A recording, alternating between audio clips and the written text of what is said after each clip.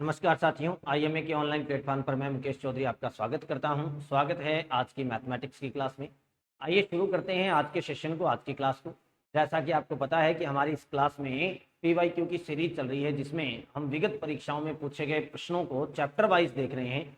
और इसी क्रम में हमने पहले भी अनुपात समानुपात है, औसत है, प्रतिशत है, लाभ हानि है, एलसीएम एचसीएफ है, भिन्ने हैं, इन सारे चैप्टर्स के बारे में बात की, चर्चाएं की। हमने देखा कि कैसे कैसे क्वेश्चंस विगत परीक्षाओं में पूछे जा चुके हैं, कैसे कैसे प्रश्न पूछे जाने की संभावनाएं रहती हैं। और इसी क्रम में हमने अगला चैप्टर जो शुरू किया था वो किया था साधारण ब्याज और चक्रवृद्धि ब्याज। हालांकि मुझे पता है कि साधारण ब्याज और चक्रवृद्धि ब्याज सभी विद्यार्थियों को बहुत मुश्किल चैप्टर लगता है, बहुत ही मुश्किल कैलकुलेशन लगती है, क्योंकि इसकी कैलकुलेशन बड़ी लंबी चौड़ी होती है। और खास तौर पे चक्रवृद्धि ब्याज में कंपाउंड इंटरेस्ट की कैलकुलेशन जो है सबको मुश्किल लगती है। लेकिन मैं बिल्कुल सामान्य तरीके से आपको सारे के सारे प्रश्न करवाऊंगा, बहुत ही जनरल मेथड से आपको सारे के सारे क्वेश्चन करवाए जाएंगे। तो उम्मीद करता हूं आप सभी स्वस्थ होंगे, मस्त होंगे। फटाफट एक बार सभी विद्यार्थी आ जाइए और क्लास को लाइक कर दीजिए, और जो नए विद्यार्थी हैं वो चैनल को सब्सक्राइब कर दीजिए। तो शुरू करते हैं आज के सेशन को, आज की क्लास को। और आज का हमारा जो पहला क्वेश्चन रहेगा वो देखिए क्या है। आज का पहला क्वेश्चन, एक निश्चित राशि साधारण ब्याज की किसी दर से 6 वर्षों में तिगुनी हो जाती है, तो कितने वर्षों में यह 5 गुनी हो जाएगी। और ये प्रश्न पूछा गया है संगणकीय परीक्षा में 2021 को, 2021 में पूछा गया प्रश्न है। प्रश्न क्या कहता है, एक निश्चित धनराशि है साधारण ब्याज की किसी दर से, हमें पता नहीं है दर क्या है, रेट ऑफ इंटरेस्ट का नहीं पता है, किसी दर से 6 वर्षों में 3 गुनी हो जाती है। तो प्रश्न कह रहा है कि राशि क्या हो जाएगी, 6 वर्ष में 3 गुनी हो जाएगी। प्रश्न कह रहा है 6 वर्ष में कितनी हो जाएगी, 3 गुनी हो जाएगी। और प्रश्न कह रहा है कितने सालों में 5 गुनी हो जाएगी। तो समय पता करना है और राशि हो जानी चाहिए कितनी, 5 गुनी। ऐसा क्वेश्चन हमने कल की क्लास में भी लास्ट में किया था, और मैंने कहा था कि अगर ये कंसेप्ट आपको समझ में ना आए तो आप कमेंट जरूर करना, मैं आपको बताऊंगा कंप्लीट ये कंसेप्ट क्या होता है। लेकिन सभी विद्यार्थियों को बहुत अच्छे से समझ में आया, किसी विद्यार्थी का ऐसा कोई कमेंट नहीं था कि ये कंसेप्ट आपको समझ में ना आया हो। तो देखिए, एक ही प्रश्न में 2 प्रश्न है और दोनों प्रश्नों की कैलकुलेशन करनी है। एक ही प्रश्न में 2 प्रश्न क्यों है, क्योंकि प्रश्न ने समय दे रखा है और समय ही पूछा है। टाइम पीरियड आपको गिवन है और टाइम पीरियड ही आपको फाइंड करना है। समय दे रखा है और समय पूछा है। और हम जानते हैं कि जब भी हमें समय ज्ञात करना होता है तो उसके लिए किसकी आवश्यकता होती है, दर की। जब तक ब्याज की दर नहीं है तब तक समय नहीं आएगा। और समय के लिए अगर दर की जरूरत होती है तो इसका मतलब दर के लिए समय की जरूरत होगी। पहली लाइन में समय दे रखा है, तो समय दे रखा है तो क्या यहाँ से दर पता कर सकते हो क्या, बिल्कुल कर सकते हैं। और अगर दर आ गई तो दर आने से हमें समय मिल जाएगा, क्योंकि समय ज्ञात करना है इसके लिए दर की जरूरत पड़ेगी। दर हमारे पास नहीं है तो पहले वाली लाइन से दर ज्ञात कर लो। अब रेट ऑफ इंटरेस्ट यानी ब्याज की दर ज्ञात करनी है, तो दर ज्ञात करने के लिए ब्याज गुणा 100। अब राशि कितनी है, 3 गुनी। और मैंने आपको बहुत अच्छे से बताया है कि कोई भी धनराशि जितने गुणा हो जाए ब्याज सदैव उससे 1 कम रहता है। कोई भी राशि कितनी भी गुणा हो जाए ब्याज उससे 1 कम रहेगा। अगर राशि 7 गुणा हो गई तो ब्याज 6 रहेगा, राशि 5 गुणा हो गई तो ब्याज 4 रहेगा, राशि 8 गुणा हो गई तो ब्याज 7 रहेगा। धनराशि जितने गुणा हो जाती है ब्याज 1 कम रहता है। तो राशि है 3 गुणी तो ब्याज कितना होगा, 2। तो ब्याज गुणा 100 बटा मूलधन रखने की जरूरत नहीं होती, क्योंकि जब भी धनराशि गुणा होती है तो वो किसकी गुणा होती है, मूलधन की। तो उसमें 1 गुणा खुद कौन होता है, मूलधन। गुणा का कोई भी क्वेश्चन आए वहां मूलधन अपने आप का 1 गुणा होता है और 1 को लिखने की कोई आवश्यकता नहीं है, इसलिए मूलधन नहीं लिखते। तो दर ज्ञात करने का सूत्र ब्याज गुणा 100 बटा मूलधन, मूलधन 1 है तो लिखना नहीं है, इंटू समय। समय कितना दे रखा है, 6। हल कर दीजिए, 2 एकम 2, 3 दूनी 6, 100 बटा 3। आंसर कितना आ गया, 100 बटा 3। ये क्या आ गई, दर आ गई। जैसे ही दर आ गई तो इस दूसरी लाइन से समय ज्ञात कर दो। समय ज्ञात करने का फॉर्मूला ब्याज गुणा 100। राशि 5 गुनी है तो ब्याज 4 गुणा 100, क्योंकि धनराशि जितने गुणा हो जाएगी ब्याज उससे 1 कम रहेगा। बटा मूलधन रखने की जरूरत नहीं है, इंटू दर। दर के लिए हम क्या लिखेंगे, 100 और बटा वाला 3 ऊपर चला जाएगा। 100 से 100 काट दो, 4 तिये 12 वर्ष।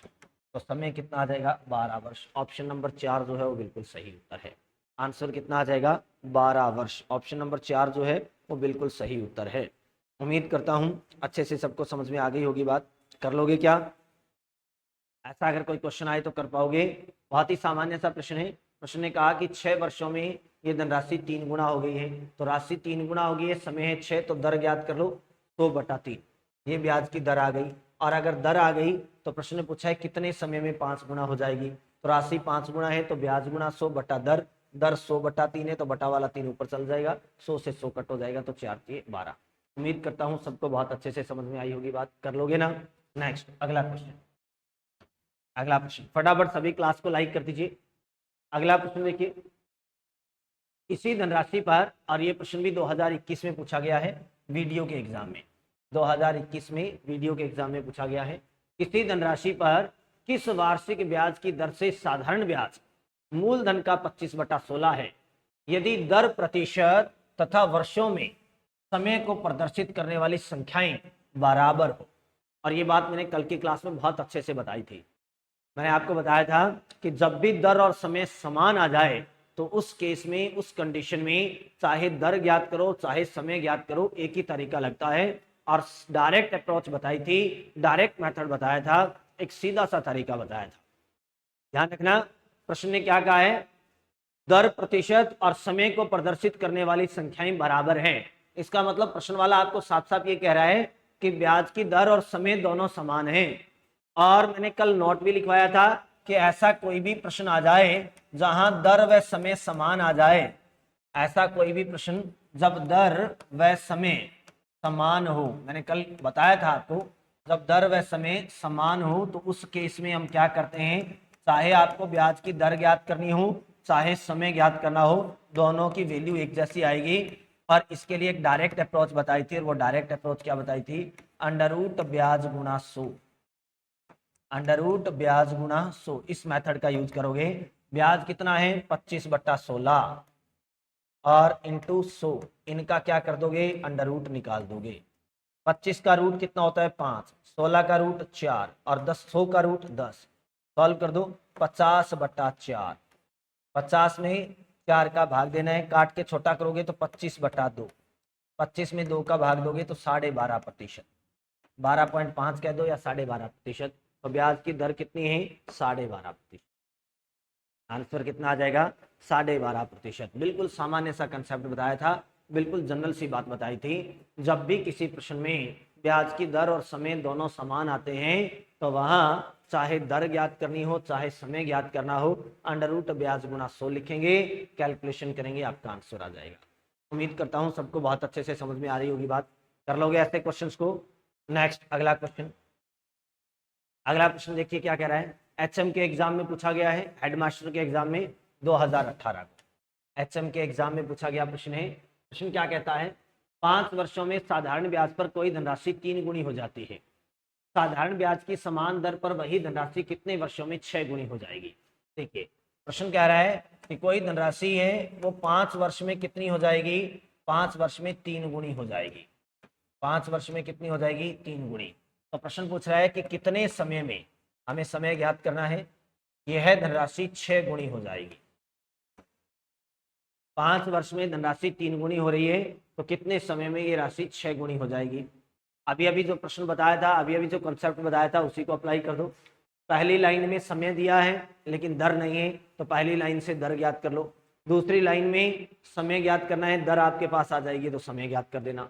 तो पहली लाइन से हमें दर ज्ञात करनी पड़ेगी। हालांकि प्रश्न ने नहीं कहा है कि दर ज्ञात करो, लेकिन ये बात आपको पता होनी चाहिए कि अगर हमें समय चाहिए, अगर हमें समय ज्ञात करना है तो उसके लिए दर की आवश्यकता होगी, बिना दर के आप समय नहीं ज्ञात कर सकते। तो दर ज्ञात करने के लिए ब्याज गुना 100, ब्याज कितना? राशि जितने गुना हो जाए ब्याज उससे 1 कम, तो राशि 3 गुना है तो ब्याज होगा 2, तो ब्याज गुना 100 बटा मूलधन रखना नहीं होता क्योंकि मूलधन अपने आप का 1 गुना होता है, और समय दे रखा है क्वेश्चन ने 5। सॉल्व कर दो, 5 से कम 5, 20 5 100 और 20 का 2 से गुना करोगे तो 40%। ब्याज की दर आ गई 40%। अब इस सेकंड लाइन से दूसरी लाइन से टाइम फाइंड कर दो, समय ज्ञात कर दो। समय ज्ञात करने के लिए भी वही सूत्र, ब्याज गुना 100, ब्याज कितना?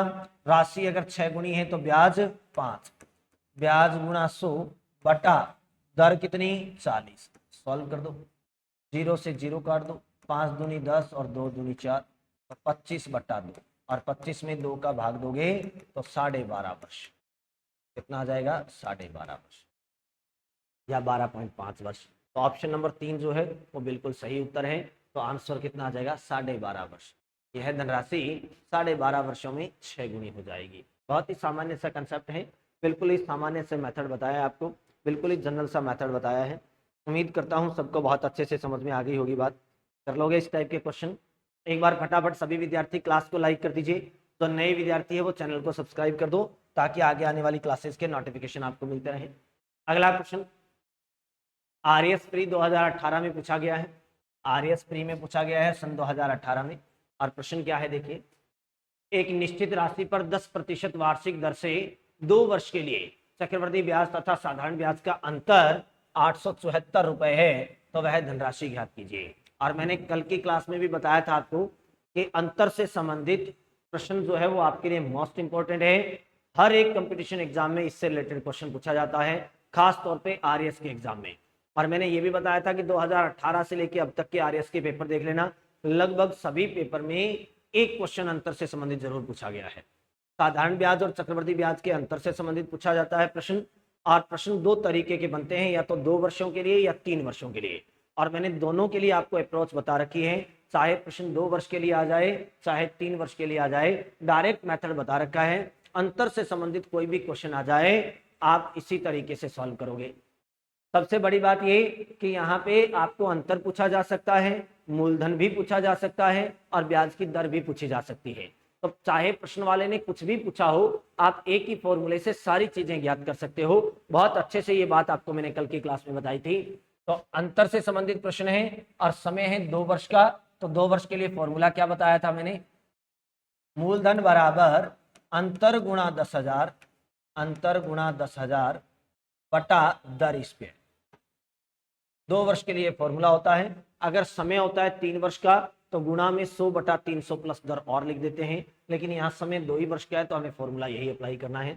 आरएएस के लगभग हर एक एग्जाम में ये प्रश्न पूछा गया है, मोस्ट इंपोर्टेंट है आपके लिए। अब जो चीजें दे रखी है वो पुट कर दीजिए, जो नहीं है उसकी कैलकुलेशन कर दो। अंतर कितना? 874 गुणा 10,000 बटा दर स्क्वायर। दर कितनी है? 10%। 10 का स्क्वायर कितना होता है? 100। ब्याज की दर है 10%, 10 का स्क्वायर 100। 2 जीरो से 2 जीरो काट दो। 874 का 100 से गुणा करोगे तो 874, 100 में 2 जीरो है तो आगे लग जाएगी 87,400। तो ऑप्शन नंबर 3 87,400। तो वह धनराशि क्या थी? 87,400 रुपए थी। बिल्कुल सामान्य तरीके से, बिल्कुल जनरल मेथड से, इस एक ही फॉर्मूले से कल की क्लास में हमने अंतर ज्ञात करना भी सीखा था। अगर यहाँ पे अंतर पूछ लिया जाए तो हम यहाँ मूलधन रख देंगे और अंतर की कैलकुलेशन कर देंगे। अगर मूलधन और अंतर दोनों दिए जाए और दर पूछ ले तो हम दर की कैलकुलेशन कर देंगे। चाहे प्रश्न वाले ने कुछ भी पूछा हो, हम सारी की सारी गणनाएं कर सकते हैं। कर लोगे? बहुत ही जनरल मेथड बताया है, बहुत ही सामान्य तरीका बताया है। अंतर से संबंधित कोई भी क्वेश्चन आ जाए आप इस मेथड का यूज कर लेना। मोस्ट इंपॉर्टेंट क्वेश्चन है, ध्यान रखना, आरएएस के लगभग सभी एग्जाम में पूछे गए। अगला प्रश्न, ये भी आरएएस प्री एग्जाम 2018 में पूछा गया प्रश्न है। आरएएस प्री 2018 में प्रश्न पूछा गया था क्या? एक निश्चित राशि निश्चित चक्रवृद्धि ब्याज दर पर 3 वर्ष में 2 गुनी हो जाती है। प्रश्न ने क्या कहा? 3 वर्ष में धनराशि क्या हो जाती है? 2 गुनी। 3 वर्ष में राशि 2 गुनी हो जाती है। तो 9 वर्षों में, तो प्रश्न कह रहा है कि 9 वर्षों में ये के गुनी हो जाएगी। कितनी हो जाएगी? के गुनी। और इस के का मान आपको बताना है कि के का मान क्या होगा, यानी 9 वर्षों में ये राशि कितने गुनी हो जाएगी ये बताना है। अब ऐसा का ऐसा क्वेश्चन हमने साधारण ब्याज में भी पढ़ा, और साधारण ब्याज में तो मैंने क्या बताया? 2 अलग अलग लाइनें हैं, पहली लाइन से दर ज्ञात करो और दूसरी में समय ज्ञात कर दो। लेकिन यहाँ तो गुणा वाली राशि पूछ रखी है और ये प्रश्न चक्रवृद्धि ब्याज का है। ध्यान रखना, साधारण ब्याज में अलग मेथड अप्लाई होते हैं और चक्रवृद्धि ब्याज में अलग मेथड अप्लाई होते हैं। कंपाउंड इंटरेस्ट चाहिए। पहली क्लास में जब हमने साधारण ब्याज और चक्रवृद्धि ब्याज को शुरू किया था, पहली क्लास में मैंने ऐसा क्वेश्चन कराया था, पहला प्रश्न। और मैंने कहा था कि चक्रवृद्धि ब्याज की जब भी बात आए तो ध्यान रखना समय कहाँ रहता है? पावर में। तो सारी चीजें समय के अनुसार चलती है। हमें क्या करना है? हमें यहाँ पे देखना है कि ये 3 से 9 बन गया, कितने गुना हुआ? तो ये 3 गुना हो गया। 3 का 3 गुना होता है 9। तो यहाँ समय जितने गुना हो रहा है वो समय इधर क्या लग जाएगा, पावर में लग जाएगा। तो यहाँ के का मान कितना आ जाएगा, 2 गुणा में राशि है, समय जितना गुना हो जाए उस गुणा वाली संख्या को इधर वाली संख्या में पावर बना दीजिए। तो यहाँ 2 की पावर कितनी लग जाएगी, समय जितने गुना है, तो समय 3 गुना है तो 2 की पावर 3, और 2 की पावर 3 कितना होता है, 8। तो के का मान कितना हो जाएगा, तो के का मान हो जाएगा 8 गुना। तो वह धनराशि कितने गुनी हो जाएगी, 8 गुनी। ऑप्शन नंबर 1 बिल्कुल सही उत्तर है। आंसर क्या आ जाएगा, राशि कितनी गुनी हो जाएगी, 8 गुनी हो जाएगी। ऑप्शन नंबर 1 जो है वो बिल्कुल सही उत्तर है। उम्मीद करता हूं सबको अच्छे से समझ में आई होगी बात। कर लोगे इस प्रकार के प्रश्नों को। किसी भी विद्यार्थी को किसी भी प्रकार का अगर कोई डाउट होता है तो आप कमेंट कर सकते हैं, मैं सबके कमेंट चेक करता हूं, और अगर किसी को कोई डाउट होगा तो मैं अगली क्लास में आपके डाउट को जरूर सॉल्व करूंगा, क्लियर करूंगा। चलो अगला प्रश्न, फटाफट एक बार सभी विद्यार्थी क्लास को लाइक कर दीजिए, चैनल को सब्सक्राइब कर दीजिए, जो भी नए विद्यार्थी है वो चैनल को सब्सक्राइब कर दो। आरएएस प्री 2016 में पूछा गया प्रश्न। प्रश्न क्या कहता है, एक पिता ने क्रमशः 17 और 18 वर्ष की आयु के अपने 2 पुत्रों के लिए 2 सावधि जमाओं में 16,400 रुपए को इस प्रकार बांटा कि दोनों की 20 वर्ष की आयु होने पर उन्हें समान धनराशि मिले। यदि चक्रवृद्धि ब्याज की दर 5% वार्षिक हो तो छोटे पुत्र के लिए कितनी धनराशि जमा करेगा। आपको बताना है कि उसने छोटे पुत्र के लिए कितनी धनराशि जमा की। छोटे पुत्र के लिए जमा की गई धनराशि आपको बतानी है। बहुत ही सामान्य सा प्रश्न है। अब देखिए, हमें 16,400 रुपयों को बांटना है और 2 पुत्रों के खाते में बांटना है। लेकिन किसी भी चीज को अगर बांटना हो तो बांटना तब तक संभव नहीं है जब तक अनुपात नहीं है। तो सबसे पहले तो हमें ये पता करना है कि दोनों पुत्रों के हिस्से में जो राशि आएगी उसका अनुपात क्या रहेगा। अगर अनुपात हमारे पास आ जाए तो हम 16,400 को उन अनुपातों में बांट देंगे। अब पहला पुत्र कितने का था, 17 साल का, और दूसरा पुत्र कितने का था, 18 साल का। ये दोनों पुत्र होने कितने के चाहिए, 20 वर्ष की आयु के। और प्रश्न ने कहा कि 20 वर्ष की आयु होने पर उन्हें समान राशि मिले। समान राशि मिलने का मतलब क्या है, समान राशि मिलने का मतलब यहाँ पे है कि पहला जो पुत्र है वो 17 साल का है, वो जब 20 का होगा तो उसके पास 3 साल का समय है। दूसरा पुत्र 18 साल का है, वो 20 का होगा तो उसके पास 2 साल का समय है। यानी पहले छोटे पुत्र को 3 साल में जितनी राशि मिलेगी, दूसरे यानी बड़े वाले पुत्र को 2 साल में उतनी ही राशि मिलनी चाहिए। छोटे वाले पुत्र को 3 साल में जितनी राशि मिलेगी उतनी ही राशि बड़े वाले पुत्र को 2 साल में मिलनी चाहिए। अब 3 साल में कितनी राशि मिलेगी, तो राशि मिलने का मतलब है जो जमा करवा रखा है वो तो अमाउंट मिलेगा, इसके साथ साथ 3 साल का ब्याज भी मिलेगा। इसका मतलब छोटे वाले पुत्र के 3 साल का मिश्र धन बड़े वाले पुत्र के 2 साल के मिश्र धन के बराबर होना चाहिए। तो यहाँ प्रश्न ने एक्चुअल में दोनों के मिश्र धनों को बराबर करने की बात कही है। प्रश्न वाला कह रहा है कि दोनों का मिश्र धन समान होना चाहिए। बड़े पुत्र का मिश्र धन और छोटे पुत्र का मिश्र धन दोनों क्या होने चाहिए, बराबर होने चाहिए। ठीक है, तो बड़े पुत्र का मिश्र धन और छोटे पुत्र का मिश्र धन समान होना चाहिए। मिश्र धन समान होने की कंडीशन है, और मिश्र धन अगर समान होने की कंडीशन है तो हम दोनों के मिश्र धनों को बराबर कर देंगे। छोटे वाले पुत्र को जो 17 साल का है उसको ए मान लेते हैं, बड़े वाले पुत्र को हम बी मान लेते हैं। तो छोटे वाले पुत्र का मिश्र धन यानी मूलधन ए है, इसके खाते में मान लो ए राशि जमा करवाई। अब इसका मिश्र धन ज्ञात करोगे तो मूलधन गुणा दर कितने की है, तो प्रश्न ने दर दे रखी है 5% की, तो 100 में दर को जोड़ के लिखोगे 105/100। और समय, तो छोटे वाला पुत्र 17 का है, ये 20 का होगा तो समय 3 साल का। तो ये छोटे वाले पुत्र का मिश्र धन है, ये बराबर होना चाहिए किसके, बड़े वाले पुत्र के मिश्र धन के। तो बड़े वाले पुत्र के खाते में 20 रुपए हैं, ब्याज की दर 5% है तो 105/100, और इसके पास समय मात्र 2 साल का है तो पावर 2। सॉल्व कर दो, सॉल्व कर दो। चर राशियों को एक तरफ ले आओ, अचर को एक तरफ ले जाओ, यानी ए बी को एक तरफ कर दो और संख्याओं को एक तरफ कर दो। यहाँ 105/100 इसकी पावर 3 है, ये 105/100 इधर आएगा तो ये गुणा में, इधर आएगा तो भाग में, तो 105/100 और इसकी पावर 2 ये भाग में चला जाएगा। यहाँ बच गया बी, ये ए गुणा में, इधर आएगा तो भाग में, तो b/a। सॉल्व कर दो। घातांक करने के नियमानुसार संख्याएं समान हो और वो भाग में हो तो उनकी पावर घट जाती है। 105/100 है, ये भी 105/100 है, संख्याएं समान है, दोनों भाग में है, तो इनकी पावर घट जाएगी। तो हमारे पास क्या बन जाएगा, मैं यहाँ लिख देता हूँ, चलो यही लिख देता हूँ। तो इनकी पावर घटेगी तो 105/100, 3 में से 2 घटेगा तो पावर बचेगी 1, बराबर b/a, बराबर b/a।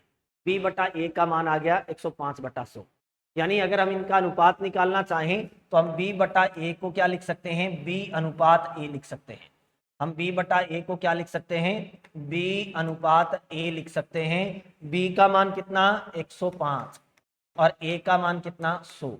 काट के छोटा कर दो, 21 पंजा 105 और 20 पंजा 100, तो अनुपात आ गया 21:20। अब कुल राशि है, इन अनुपातों में बांट दो। कुल राशि प्रश्न ने कितनी बता रखी है, कुल राशि हमें बता रखी है 16,400। तो कुल अमाउंट जो है अनुपात के तरीके से बांट दो, 16,400। प्रश्न ने कुल राशि 16,400 बता रखी है, लेकिन हमारे पास अनुपात कुल कितने बन रहे हैं, 21 और 20, 41। इसका मतलब हमारे 41 अनुपातों का मान इनके 16,400 रुपयों के बराबर है। तो एक अनुपात का मान कितना हो जाएगा, 16,400/41। 4 एकम 4, 400 का 16, एक अनुपात का मान आ जाएगा 400। जैसे ही एक अनुपात का मान आ गया 400 रुपये, किसी के भी खाते से गुणा कर दीजिए, उसी की वैल्यू आ जाएगी। अगर आपको चाहिए बी के खाते के पैसे या ए के खाते के पैसे, तो ए के पास अनुपात कितने हैं, ए के पास अनुपात है 20, एक अनुपात का मान है 400, तो 20 अनुपातों का मान कितना हो जाएगा, 8,000। और ए कौन सा था, छोटे वाला पुत्र, तो छोटे वाले पुत्र के खाते में कितने रुपए हैं, 8,000। अगर बी के खाते में चाहिए, बड़े वाले पुत्र के खाते में, तो बड़े वाले पुत्र के पास अनुपात है 21, एक का मान 400 है, तो 21 का मान 8,484। ये है दोनों के खाते में अलग अलग जमा करवाई गई राशि।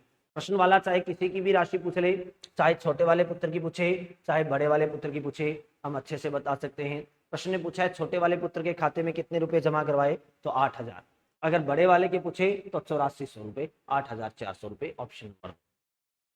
तो प्रश्न ने कहा दोनों का मिश्रधन समान होना चाहिए, तो हमने दोनों के मिश्रधन के फॉर्मूले में मान रखा, दोनों को बराबर किया, 105/100, 105/100, संख्याएं समान थी, भाग में थी, तो पावर घट गई, तो 105/100 एक बार बचा, b/a का मान काट के छोटा कर दिया, अनुपात निकल गया, अनुपातों में दी गई राशि को बांट दिया, और दोनों के खाते की अलग अलग धनराशि पता चल गई।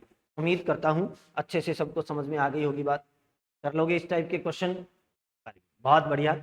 चलो आगे बढ़ते हैं, अगला प्रश्न और देखते हैं कैसे कैसे क्वेश्चन पूछे गए हैं। अगला प्रश्न देखिए, ये भी आरएस प्री एग्जाम 2016 में पूछे गए प्रश्न है। ये सारे के सारे क्वेश्चन आरएस प्री में पूछे गए हैं, आरएस प्री 2016 में पूछा गया प्रश्न। प्रश्न देखिए क्या कहता है, समान वार्षिक ब्याज दर से 15,000 रुपए का 2 साल के चक्रवृद्धि ब्याज व सरल ब्याज का अंतर 96 रुपए है, तो वार्षिक ब्याज की दर क्या है। देखिए मैंने क्या कहा था, आरएस के जितने भी एग्जाम हुए हैं 2016 के बाद के, लगभग सभी पेपर में एक प्रश्न अंतर से संबंधित जरूर पूछा गया है। अंतर से रिलेटेड कोई भी प्रश्न आता है तो मैंने कहा था वो या तो 2 साल के लिए पूछा जाएगा या 3 साल के लिए, और ये भी बताया था कि वहां अंतर पूछा जा सकता है, मूलधन पूछा जा सकता है, ब्याज की दर पूछी जा सकती है। और इस क्वेश्चन में देखिए क्या पूछी है प्रश्न ने, ब्याज की दर, और आरएस के एग्जाम में पूछा गया प्रश्न, बहुत इंपॉर्टेंट क्वेश्चन है ये वाले। तो हमें दर ज्ञात करनी है। तो मैंने आपको एक अप्रोच बताई थी, समय अगर 2 साल का होता है तो एक ही अप्रोच को अप्लाई करोगे, उसी से सारी चीजें ज्ञात कर सकते हो। 2 साल के लिए हमारे पास अप्रोच क्या है, मूलधन बराबर अंतर गुणा 10,000 बटा दर स्क्वायर, बटा दर स्क्वायर। सॉल्व कर दो। मूलधन कितना, मूलधन है 15,000, तो मूलधन की जगह लिख दीजिए 15,000। अंतर कितना 96, 96 रुपए, गुणा 10,000 बटा दर स्क्वायर, रेट का स्क्वायर। हमें दर ज्ञात करनी है, दर स्क्वायर को बराबर से इधर भेज दो, ये भाग में इधर जाएगा तो कहां चला जाएगा, गुणा में, और 15,000 को बराबर से इधर भेज दो, ये गुणा में इधर जाएगा तो भाग में, तो इनको एक्सचेंज कर दो, आर स्क्वायर इधर आ जाएगा बराबर 96 गुणा 10,000 तो बैठा ही है, और ये 15,000 इधर आएगा तो भाग में आ जाएगा। सॉल्व कर दो, 3 0 से 3 0 काट दो, 5 से फिर काट दो, 5 3 15 और 5 दूनी 10, 3 से काट दो, 3 एकम 3, 3 3 9 और 3 दूनी 6। ये लो, आर स्क्वायर का मान कितना आ गया, आर स्क्वायर बराबर 32 का 2 से गुणा करो 64। जैसे ही हमारे पास आर स्क्वायर का मान आ गया 64, हमें क्या चाहिए, आर चाहिए, ब्याज की दर चाहिए। तो आप दोनों तरफ का रूट कर दो, या स्क्वायर को बराबर से उधर भेज दो, स्क्वायर बराबर से दूसरी तरफ जाएगा तो रूट में बदल जाएगा। तो आर इक्वल टू स्क्वायर उधर जाएगा तो रूट बन जाएगा, तो 64 का रूट। तो आर बराबर कितना आ गया, 64 का रूट कितना होता है 8। तो आर की वैल्यू आ गई 8। तो ब्याज की दर कितने प्रतिशत है, 8% है। ऑप्शन नंबर 4, ऑप्शन नंबर 4 जो है बिल्कुल सही उत्तर है। यहाँ ब्याज की दर कितनी आएगी, 8% आएगी। उम्मीद करता हूँ अच्छे से सबको समझ में आ रही होगी बात। कर लोगे इस टाइप के क्वेश्चन, कर सकते हो। आरएस में लगभग एक क्वेश्चन इस टाइप का जरूर पूछा जाता है, आपके लिए मोस्ट इंपोर्टेंट है, ध्यान रखना। नेक्स्ट अगला क्वेश्चन, ये भी आरएस प्री 2013 का प्रश्न है। आरएस प्री 2013 का क्वेश्चन है। और क्वेश्चन क्या था देखिए, ये भी इंपॉर्टेंट क्वेश्चन है, इंपॉर्टेंट क्वेश्चन है, बिल्कुल बेसिक नॉलेज से रिलेटेड क्वेश्चन है। उसने क्या कहा, दो बैंक हैं ए और बी, इसमें सरल ब्याज की दरों का अनुपात 5:4 है। पहला बैंक जो है उसमें ब्याज की दर 5 है, तो दूसरे बैंक में ब्याज की दर 4 है। 5% और 4% ये ब्याज की दरों का अनुपात है। एक व्यक्ति अपनी कुल बचत इन दोनों बैंकों में इस प्रकार जमा करवाना चाहता है, एक व्यक्ति है वो अपनी सेविंग को यहाँ जमा करवाना चाहता है, डिपॉजिट करवाना चाहता है कि उसे दोनों बैंकों से समान अर्धवार्षिक ब्याज मिले, 6 महीने का ब्याज बराबर मिले। उसके द्वारा अपनी बचत को ए और बी में जमा करवाने का अनुपात होना चाहिए। वो किस अनुपात से जमा करवाएगा ये आपको बताना है। दर का अनुपात दे रखा है और मूलधन का अनुपात बताना है, लेकिन इसमें एक कंडीशन दे रखी है, और वो कंडीशन ये कि ब्याज समान आना चाहिए। ब्याज क्या आना चाहिए, समान। और ऐसे प्रश्नों में मैं आपको फिक्स कंडीशन बता देता हूं, ऐसा कोई भी क्वेश्चन जिसमें ब्याज समान आने की बात कर दी जाए तो वहां हमेशा ध्यान रखना, दर और मूलधन के जो अनुपात होते हैं वो एक दूसरे के उल्टे होते हैं। जब ब्याज समान हो, जब साधारण ब्याज समान हो, तब साधारण ब्याज समान हो तो दर तथा मूलधन के अनुपात, दर तथा मूलधन के अनुपात सदैव उल्टे होते हैं। कैलकुलेट करने की जरूरत नहीं थी इसे, सदैव उल्टे होते हैं। इस प्रश्न को पूरा कैलकुलेट करने की जरूरत नहीं, हालांकि हम कैलकुलेशन कर सकते हैं। इसको हम पहले ब्याज की दर 5 मान सकते हैं, दूसरे को 4, amount R1 R2 P1 P2 मान सकते हैं, हमें आधा साल है, 6 महीने हैं, 1/2 वर्ष मानेंगे, तो कैलकुलेट करेंगे तो भी उत्तर आ जाएगा। लेकिन हमें कैलकुलेट करने की आवश्यकता नहीं है, डायरेक्ट आपको याद रखना है कि ऐसा जब भी होता है कि समान साधारण ब्याज हो, ब्याज अगर बराबर मिल रहा है तो वहां दर और मूलधन के जो अनुपात होते हैं वो सदैव उल्टे होंगे। तो दर का अनुपात है 5:4, दर कैसी है, दर का अनुपात है 5:4, तो फिर मूलधन का अनुपात कितना हो जाएगा, तो मूलधन का जो अनुपात हो जाएगा इसका जस्ट अपोजिट हो जाएगा, 4:5 हो जाएगा, और ये आपका सही उत्तर आ जाएगा। तो मूलधन का अनुपात 4:5। ऑप्शन नंबर 3, ऑप्शन नंबर 3 जो है बिल्कुल सही उत्तर है। आंसर क्या आ जाएगा, 4:5। उम्मीद करता हूं अच्छे से सबको समझ में आ गई होगी बात। कर लोगे इस टाइप के क्वेश्चन। चलो आगे बढ़ते हैं और देखते हैं कैसे कैसे क्वेश्चन पूछे जा चुके हैं। नेक्स्ट अगला क्वेश्चन, यदि किसी धन का 8% की दर से 5 वर्ष में साधारण ब्याज 640 रुपए हो तो मूलधन क्या होगा।